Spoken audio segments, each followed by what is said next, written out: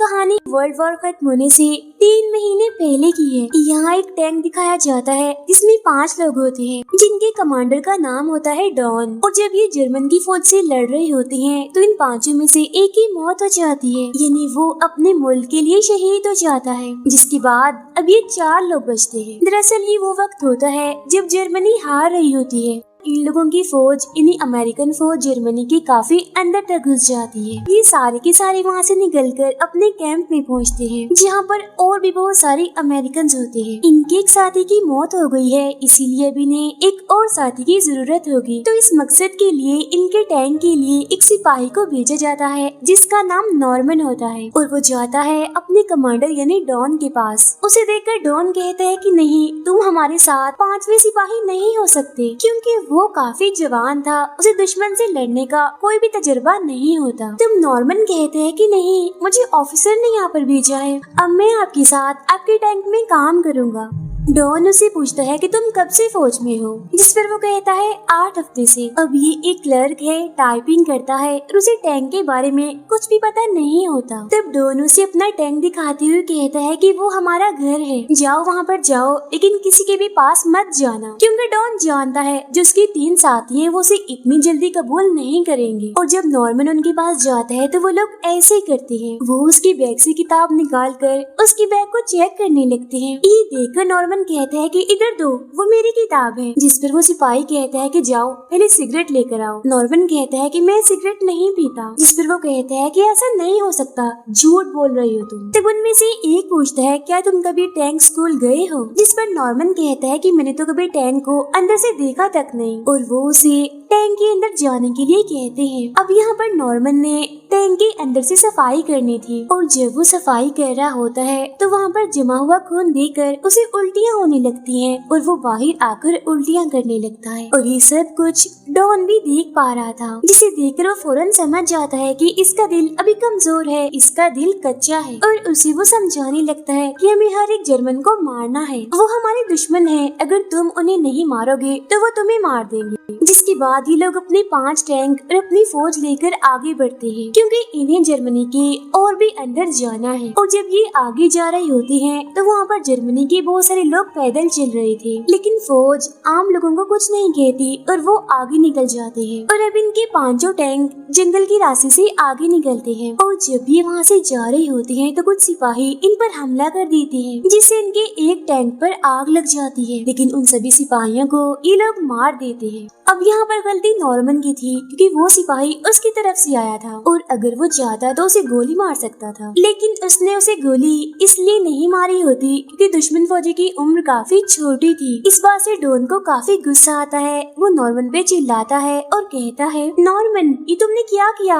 तुम्हें उसे मारना चाहिए था, वो तुम्हारी तरफ से आया था। डरते हुए कहता है वो बच्चा था इसलिए नहीं मारा। डॉन कहता है कि देखा उस बच्चे ने क्या किया, एक टैंक पर आग लगा दी और हमारे साथी मारे गए। अब इनका एक टैंक खराब हो गया था, इस वजह से ये अपने 4 टैंक लेकर ही आगे बढ़ते हैं और ये एक ऐसी जगह पर पहुंचते हैं जहां पर जर्मन्स और अमेरिकन की लड़ाई हो रही होती है। यहाँ पर डॉन एक ऑफिसर से मिलता है और वो ऑफिसर उससे कहता है कि मेरी फौज के कुछ सिपाही एक जगह पर फंसे हुए हैं, उन्हें बचाने के लिए मैंने टैंक्स भी भेजे थे, लेकिन जर्मन्स ने सारे टैंक्स उड़ा दिए, क्या तुम उन्हें बचा सकते हो? डॉन बोलता है कि हाँ मैं ये कर सकता हूँ, क्योंकि डॉन काफी बहादुर होता है और ये ऑफिसर उसे पहले से जानता है। और अब डॉन अपने 4 टैंकों और कुछ पैदल सिपाहियों के साथ आगे बढ़ता है। और जब ये आगे जाते हैं तो इन्हें एक जगह रास्ते पर धुआं उड़ता हुआ दिखाई देता है। ये अपने टैंक्स उस तरफ ले जाते हैं। यहाँ पर बहुत सारे अमेरिकन सिपाही होते हैं। दरअसल ये वही जगह होती है जहाँ उस ऑफिसर की फौज फंसी हुई थी, इन्हें जहाँ इन्हें आना था।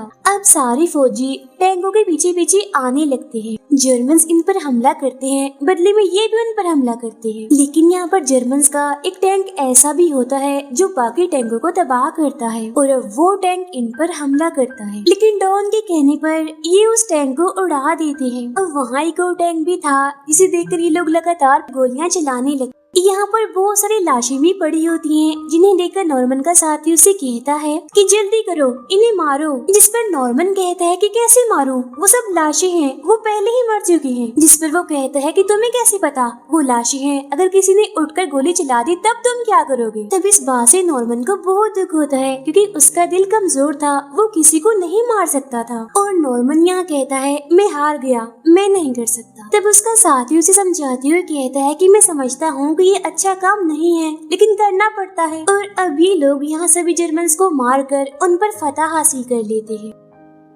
डॉन नॉर्मन से कहता है कि जिस सीट पर तुम बैठे हो यहाँ मेरा सबसे बहादुर सिपाही था और अब उसकी जगह तुम हो। मैंने अपने सिपाहियों से वादा किया है कि मैं उन्हें जिंदा रखूंगा, लेकिन हर बार रुकावट तुम बन रहे हो। नॉर्मन बोलता है कि मैंने आज तक सिर्फ क्लर्क का काम किया है, टाइपिंग की है। मुझे ये नहीं सिखाया गया कि मरे हुए लोगों पर गोलियां कैसे चलानी है। अब के लिए सॉरी, मुझे माफ कर दीजिए, आइंदा से मैं ध्यान रखूंगा। अब यहाँ पर एक जर्मन आदमी को पकड़ते हैं जिसने अमेरिकन सिपाही का कोट पहना हुआ था और वो आदमी को डॉन के पास लेकर आते हैं। नॉर्मन को बंदूक देकर कहता है लो और इसे गोली मारकर इसके जिस्म का बुरा हाल कर दो। नॉर्मन कहता है कि नहीं, मैं ऐसा नहीं कर सकता। डॉन पूछता है क्यों नहीं कर सकते ऐसा, जिस पर वो कहता है क्योंकि ये सही नहीं है। तुम यहाँ पर सही और गलत का फैसला करने नहीं आए, तुम इन्हें मारने आए हो। और जानते हो ये यहाँ पर क्यों आया है, ये तुम्हें मारने के लिए आया है। वो नॉर्मन को मार मार कर कहता है कि अब इसे तुम मारो वरना ये तुम्हें मार देगा। तुम्हें अपने अंदर की झिझक को खत्म करना ही होगा, इस सबसे बाहर आना ही होगा। इसीलिए लो ये बंदूक और इसे मार दो। लेकिन फिर भी नॉर्मन कहता है कि नहीं, मैं उसे नहीं मारूंगा,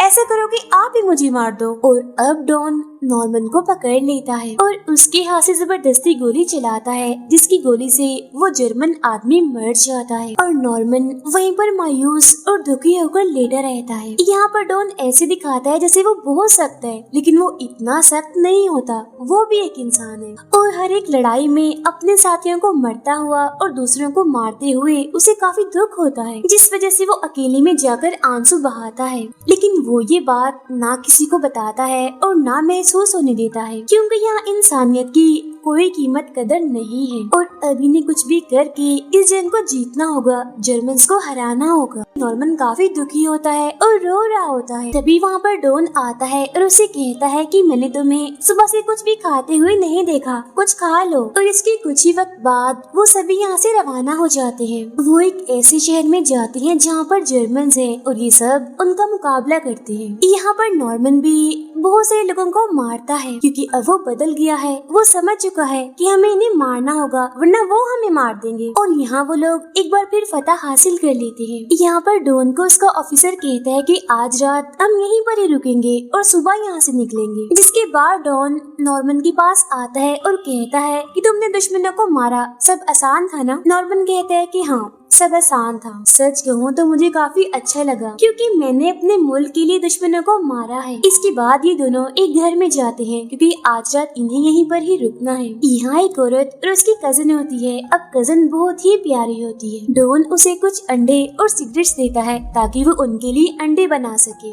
यहाँ पर एक बड़ा सा पियानो और म्यूजिक बजाने के नोट्स भी होते हैं। नॉर्मन को पियानो बजाना आता था, इसलिए वो नोट्स के जरिए पियानो बजाने लगता है। तब पियानो की धुन सुनकर उस औरत की कजन काफी खुश हो जाती है, क्योंकि ये पियानो म्यूजिक के नोट्स उसी के थे। इसीलिए अब वो भी यहाँ आकर नॉर्मन के साथ गाना गाने लगती है। पियानो बजाने के बाद डॉन नॉर्मन से कहता है कि ये लड़की बहुत अच्छी है, इसीलिए तुम्हें इसके साथ थोड़ा वक्त गुजारना चाहिए। जिसके बाद नॉर्मन और वो लड़की कमरे में जाकर बहुत सारी बातें करते हैं। असल में वो एक दूसरे को पसंद करने लगे थे।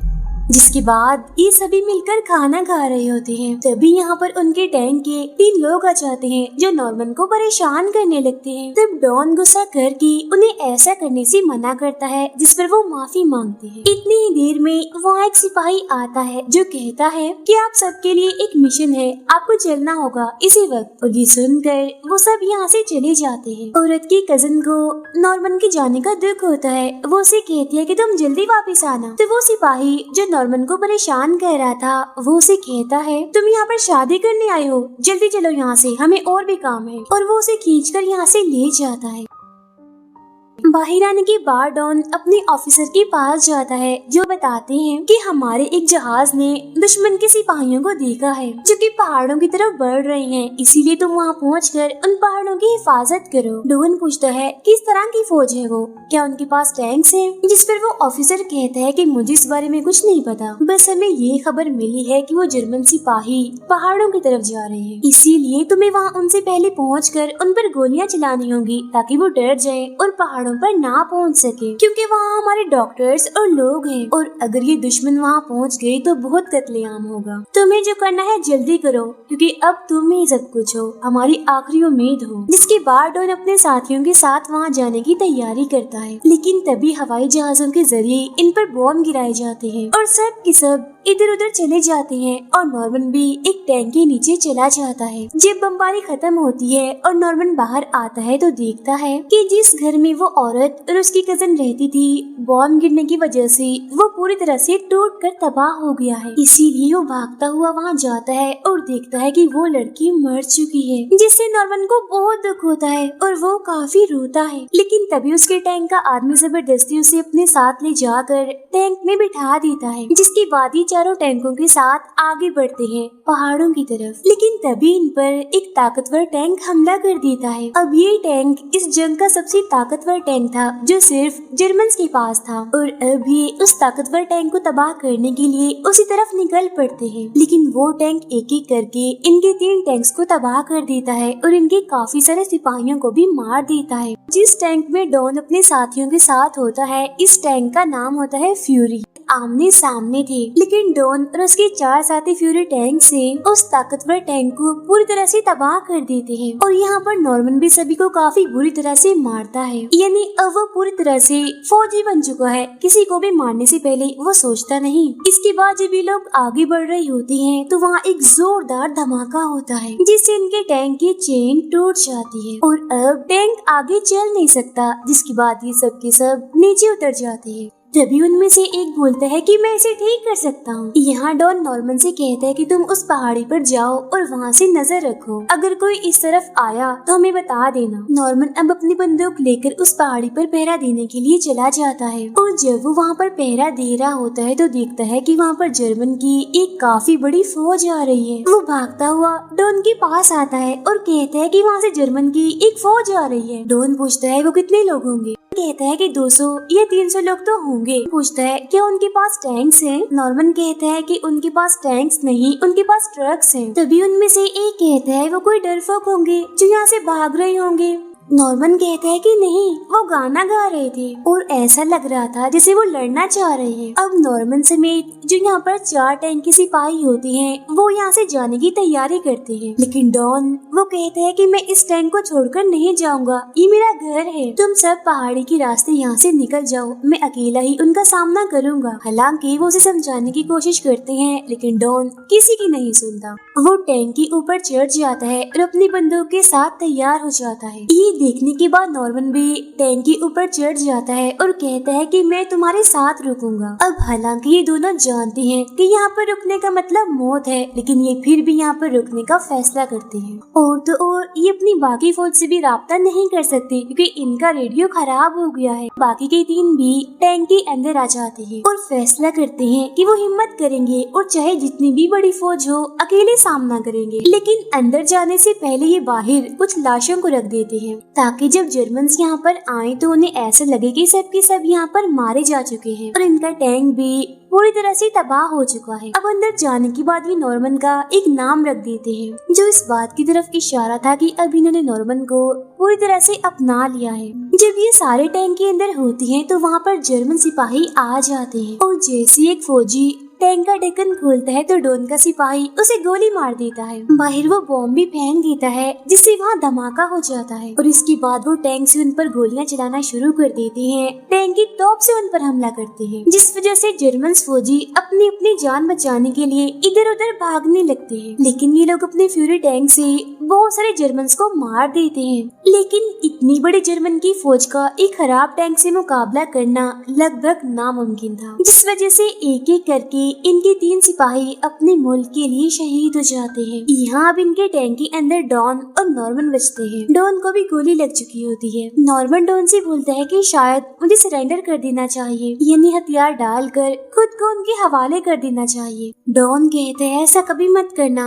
वो तुम्हें बहुत बुरी मौत देंगे। नीचे एक रास्ता है, तुम उसे खोलकर वहाँ से टैंक के नीचे चले जाओ। तब नॉर्मन ऐसे ही करता है, वो उस रास्ते को खोलकर टैंक के नीचे चला जाता है और तभी एक जर्मन सिपाही यहाँ आकर टैंक के अंदर एक बॉम्ब फेंक देता है, जिसके फटते ही डॉन भी अपने मुल्क के लिए शहीद हो जाता है। इसके बाद जर्मन चारों तरफ देखते हैं कि यहाँ पर और कोई अमेरिकन तो नहीं बचा। एक सिपाही टैंक के नीचे भी देखता है और उसे वहाँ नॉर्मन मिल भी जाता है, लेकिन कहीं ना कहीं उसके दिल में नॉर्मन के लिए रहम आ जाता है। वो नहीं चाहता था कि वो अकेला सिपाही मारा जाए, इसीलिए वो जर्मन सिपाही यहाँ से आगे बढ़ जाता है। फिर अगली सुबह इस जगह पर अमेरिकन सिपाही आते हैं और वो देखते हैं कि डॉन के फ्यूल टैंक में उनका एक अमेरिकन सिपाही अभी भी जिंदा है। नॉर्मन को यहाँ से एम्बुलेंस के जरिए ले जाया जाता है और इस तरह से उसकी जान बच जाती है। अब इन 5 सिपाहियों ने फ्यूल टैंक के साथ एक ऐसी जंग लड़ी थी जिसकी वजह से ये सब तारीखी पन्नों पर हमेशा के लिए जिंदा रह गए। इसी के साथ ये सच्ची कहानी यहाँ पर खत्म हो जाती है।